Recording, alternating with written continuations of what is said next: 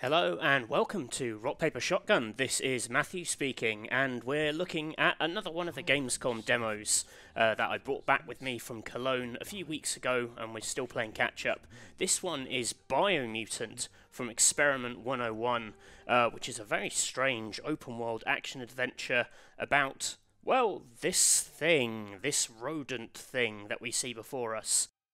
What I love about this character creator, just for starters, is the fact that as you move around this sort of stat wheel, setting the numbers down the side on the right, the body kind of morphs to reflect it.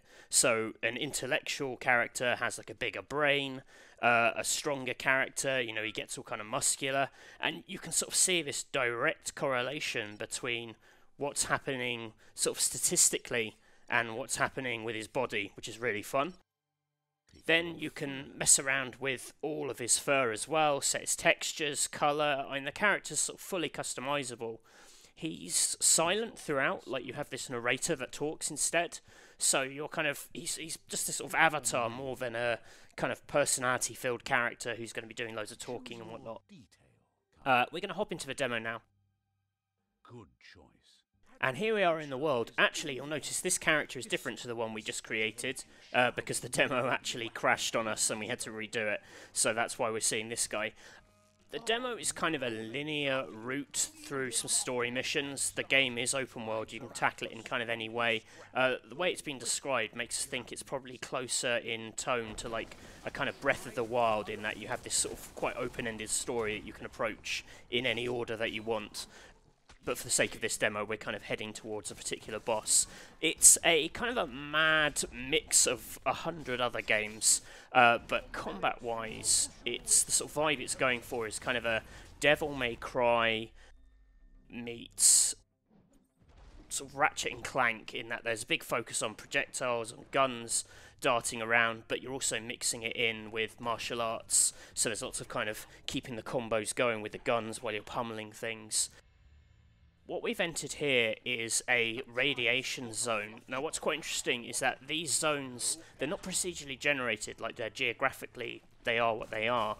But in each playthrough, the kind of theme or the kind of elemental flavour of the zone will be random.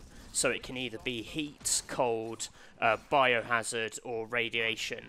And to enter those zones, you'll need to have equipment that is suitable for that zone. So this is a radiation zone.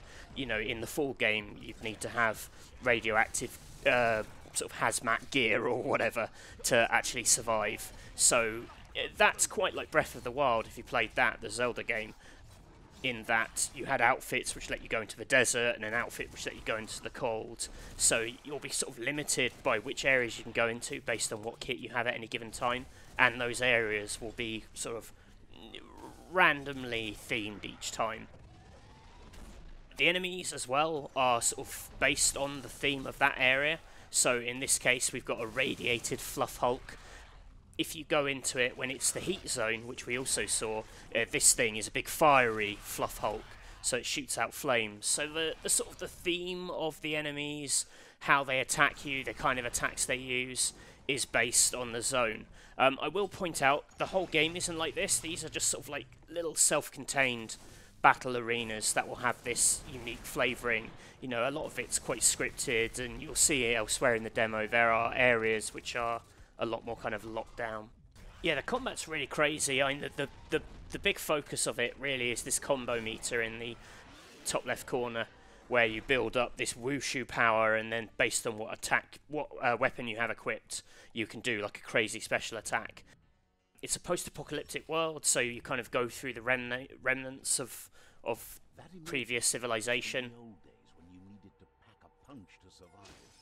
Here we are rewarded with a Klonk Fist. This is quite a Zelda-y touch, like the equipment has quite a kind of practical combat use, and is also used for sort of puzzles and breaking down bits of the environment, like this big glove. So this one can punch through any yellow doors, it can knock down bits of the environment, but in combat it can be used for like throws, and you can bowl enemies. It's very smooth, fast moving combat system, very slick the way you move between things.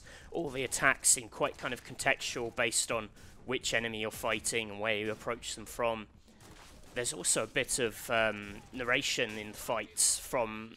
the whole thing is narrated with a kind of a bit like in Bastion, where you have someone sort of commenting on what this creature's doing the whole time. But even in combat, he'll say, "Whoa, you just punched him in the face," or "God, that was such a great shot to the leg," or whatever. It's really nicely done. Of course, I am yabbering over the top of all this, so unfortunately you can't hear that.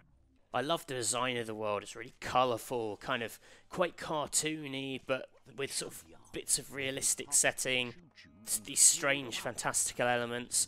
It's all written in this sort of slightly bizarre sort of lingo, which kind of feels a bit like a children's book. I think it divides opinions. I quite like it because it really goes for it. You know, it's unembarrassed by it, but some people find it a bit babyish. There are these powers. You can mutate. You are normally in the game you have to go into these sort of biohazard pools to kind of mutate these new powers. In the demo it just unlocks them, such as this big mucus bubble.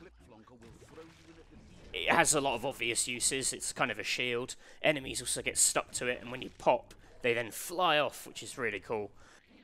And there are like puddles of soap, which when you go in them you can bounce even further, so it's like a navigational thing as well. You know, it's all about mixing it all together. The different weapons can come into play. You can have some of those mutations. I think it's 4 of those mutations equipped at any given time. So there are loads of different things that kind of change the character, change how you do combat. It seems incredibly flexible and just so rammed with ideas. I mean, this really stuck with me as one of the best demos at Gamescom, because in 20 minutes, you know, it was constantly throwing up new things. And admittedly, the demo's been pace to do that, but I am really interested to see how it kind of the rhythm of it in the final game. You know, if it has this kind of manic energy, I'm really into that.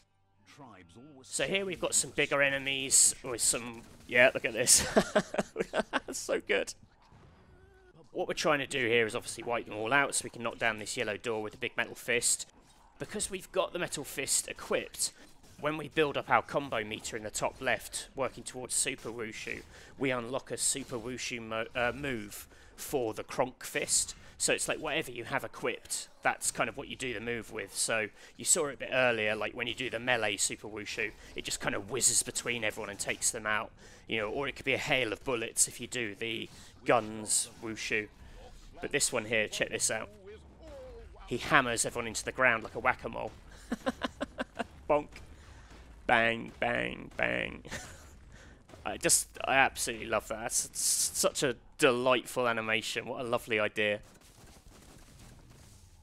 So, even though it's a big open world, there are these sort of... your rough aim is you're working towards these sort of 5 sort of world eater bosses who are slowly chomping down on this giant world tree in the middle. But the game seems to be quite flexible in like how much of that you want to deal with. That, you know, apparently each of those bosses you take down, it sort of increases the chances of survival for this massive tree that we're working towards, which will kind of improve the odds of a better ending to the game. But you don't actually have to take out those monsters. You can let the world tree suffer and just try and focus on your own little personal story, which I think is a sort of a revenge thing. It's hinted that there's some stuff with your character sort of pursuing this, I think it's like a wolf or a fox type thing, which is suggested as maybe had something to do with your family, but you kind of find yourself sort of accidentally sucked into this bigger world quest. This character apparently is one of the kind of 6 big characters you'll be interacting with. There are these 6 tribes of characters that make up all the different enemies. I don't know if they're leaders or key figures in those tribes that you kind of interact with, and they give you missions, and they'll kind of give you more of the story missions.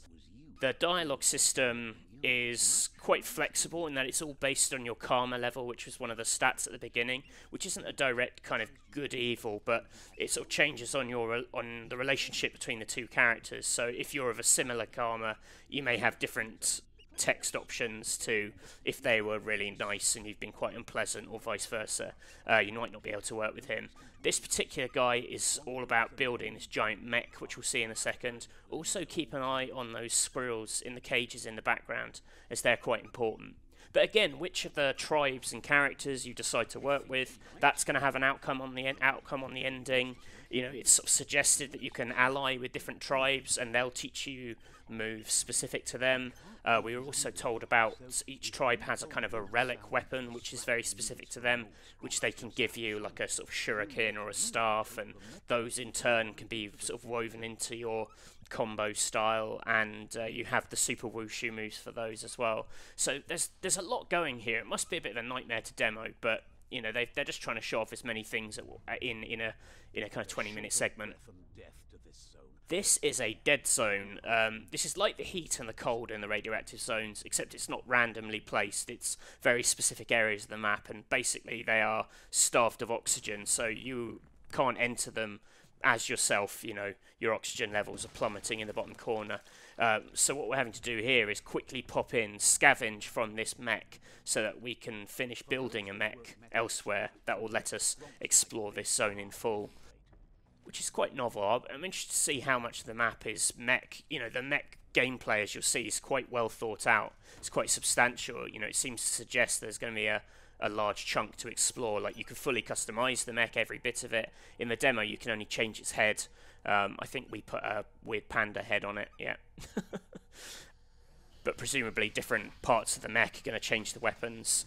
But it's got the same controls as the character, so it was sort of suggested that everything the character can do, the mech is sort of fully one-to-one mapped with it, so it's quite a versatile tool. You can suck up oil puddles, which has two uses. One, it means there's more routes for you to take. Also, the oil goes into this tank that's on the left side of the actual mech, which then fuels the mech and lets you kind of go deeper into the zone. So there's a bit of kind of fuel resource management there.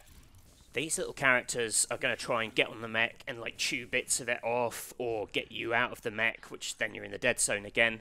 What you do have to distract them are the squirrels in your cage. So what we're doing here is firing at the critters, and then they're coming after it. It reminds me a bit of that the Oddworld game where you played the bounty hunter who had all the kind of the squirrels that he put in his crossbow. There's just tons of influences here, but it's mashed into something quite unique. But this mech is basically heading towards the roots of the world tree, or the tree of life. I can't remember exactly what they called it, which is being munched on by one of these big bosses that you're after. The boss is so massive that I assume they're always going to be fought in a mech, because as you'll see from the size of it, I don't really know how you're meant to take it on otherwise. Look at this big horrible thing. It looks like something else. Like, is it something from a Studio Ghibli film? Is it like a Princess Mononoke thing? The white head of it. Oh, Beetlejuice, maybe. Like those big Beetlejuice worms. Maybe. It's got this really nice fur on the outside. I wondered if that might have been sort of the NVIDIA magic hair tech, but apparently not. It's just their own in-house shading thing, which is very pleasant. Unfortunately, this giant monster bit the mech's head off, so now we're exposed to the dead zone again. We're weakened, which isn't great. Firing the critters at it, which it will distract or munch on, and then we stamp on its tongue, because, you know, that's what you want to do. This fight doesn't go particularly well, I warn you in advance. Something quite daft happens. But I love the scale of it. There's a lot of contextual stuff that can happen, like, you know, the different buildings can tumble down. This monster can pick up various bits of the environment and use them as weapons when he goes near them. We just have to pepper him with shots, and I think we're out of squirrels to shove into his gob. Oh yeah, like here for example, he can grab the thing and use it as a big old electric whip. It's quite old school in that each boss seems to have like 3 attack phases where they sort of become more intensive and change up their moves. You know, in some ways the game's very old-fashioned, you know, that sort of focus on quite intense sort of action combat and then these big boss fights, but then it is also set in this big open world with quite an ambitious, flexible story and how you approach it. There's a lot going on here. I also like that it's called the Jumbo Puff, which is an adorable name for something so horrible. So we've angered him enough that he's going to try munching on us. Look at that. Wonderful. And now we're inside his guts. The aim here is to climb up and batter his heart, but if you fail to get to these climbing points, Well, you'll see. Oh, gross. This is actually a bit of an instant fail, as you can see. Have you ever seen a character die from being wedged inside a monster's giant ass? I don't know. It's disgusting, but impressive. It's got a really good sense of humour. Has there ever been a monster that hasn't regretted eating its heroes? They always come in and smash them up. It's like fighting the giant worms in Gears of War 2. Or punching that horrible thing inside the Lord Jabu Jabu in Ocarina of Time. I like games where you get to go inside and punch things, organs. It's a very hands-on approach to getting rid of an enemy. And that is how you kill the giant puff beast. You'll see this big root in the background. This was the root he was chewing on. That's going to heal now, which increases the chance of survival of the tree by 20%. So each of these bosses that you do manage to take out before you kind of trigger the end of the game, whatever that will be, increases the chance of the tree kind of being there, which presumably is going to be a good thing. And that is the Gamescom demo of Biomutant. I absolutely love this. Like I said, I just think it was packed with ideas. Even here in this little trailer bit, you can see all this crazy stuff going on. It's made by a relatively small team. I think they've said they're about 30 people.